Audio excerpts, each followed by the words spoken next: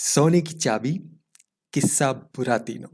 तो आज हम 8वां किस्सा सुन रहे हैं। इस किस्से का नाम है घर जाते समय बुरातीनो की भिखमंगे बिल्ले बजिलियो और लोमड़ी अलीसा से मुलाकात। सुबह तड़के बुरातीनो ने सोने के सिक्के दोबारा गिने।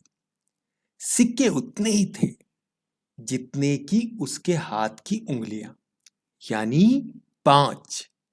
सोने के सिक्के मुट्ठी में दबाकर वह तुरंत घर की ओर दौड़ चला।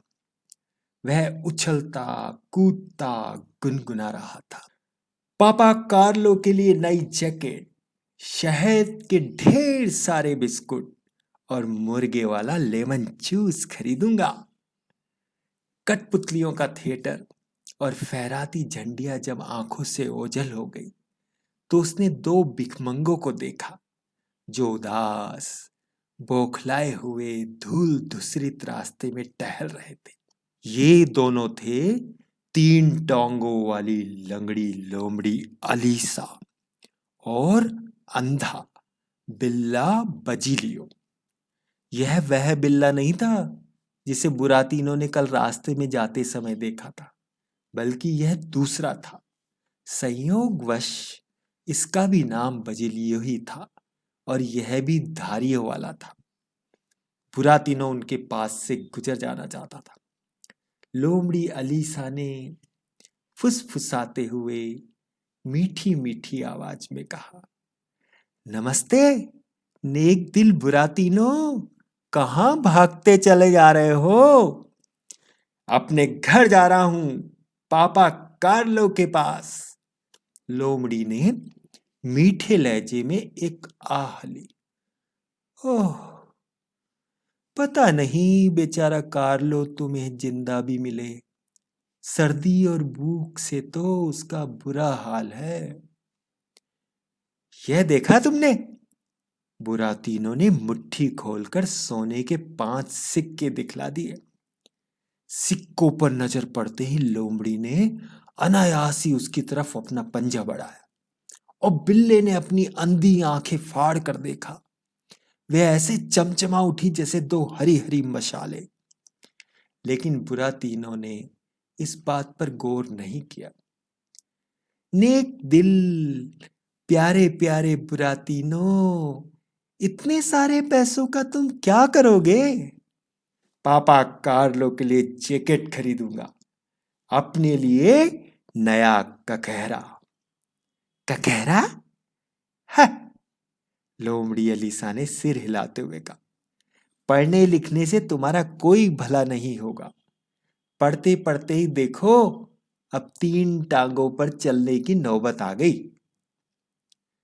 ककहरा? बिल्ला बजिलियो बड़बड़ाया और गुस्से से फुफकारते हुए बोला, इस बेकार की पढ़ाई लिखाई से तो मैं अंधा हो गया। नजदीक ही पेड़ की सूखी डाल पर एक बूढ़ा कौवा बैठा हुआ था।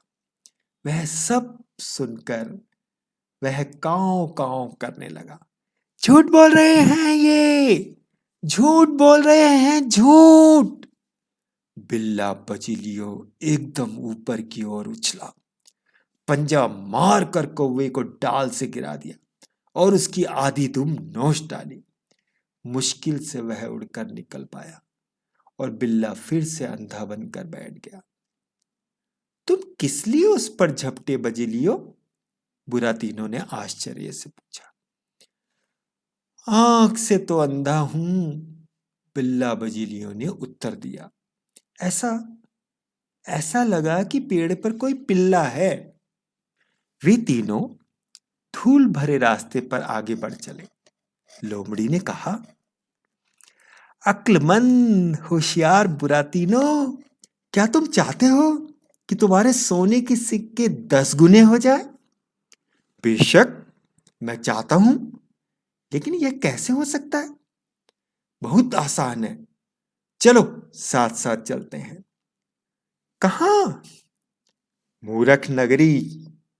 बुरातीनो ने थोड़ी देर सोचा। नहीं, मुझे अभी घर जाना है। ठीक है, तो फिर चले जाओ, हम तुम्हें मजबूर नहीं करेंगे, लोमड़ी ने कहा। पर इसमें तुम्हारा ही नुकसान है।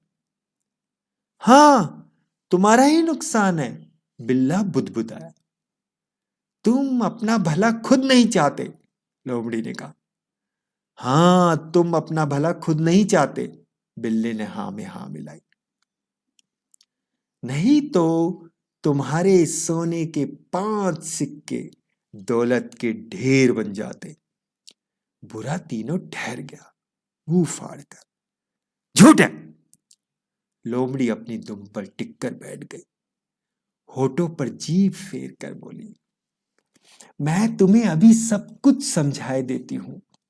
मूरख नगरी में एक जादुई मैदान है, उसे चमत्कारों का मैदान कहते हैं। वहां गड्ढा खोदो, फिर 3 बार बोलो, अंतर मंतर छू मंतर, अंतर मंतर छू मंतर, अंतर मंतर छू मंतर। बस यह कहकर सोने के सिक्कों को गाड़ दो, फिर उन्हें मिट्टी से ढक दो, ऊपर से नमक डाल दो, अच्छी तरह सींच दो और घर जाकर सो जाओ। सुबह उस गड्ढे में से एक छोटा सा पेड़ निकल आएगा। उस पर पत्तियों की जगह सोने के सिक्के लटक रहे होंगे। समझ गए ना? बुरा तीनों उछल पड़ा। झूठ कहती हो तुम। चलो चलते हैं बिजलियों, गुस्से से नाक सिकोड़ते हुए लोमड़ी ने कहा। चलो झटपट, मूरख नगरी ही चलते हैं। तो ये आज का किस्सा खत्म हुआ। अब आप सोच के बताइए कि क्या बुरा तीनों इनके साथ मूरख नगरी जाएगा, अपने सिक्के गड्ढे में गाड़ेगा? चलिए, ये सब हम 9वें किस्से में सुनेंगे। नमस्कार।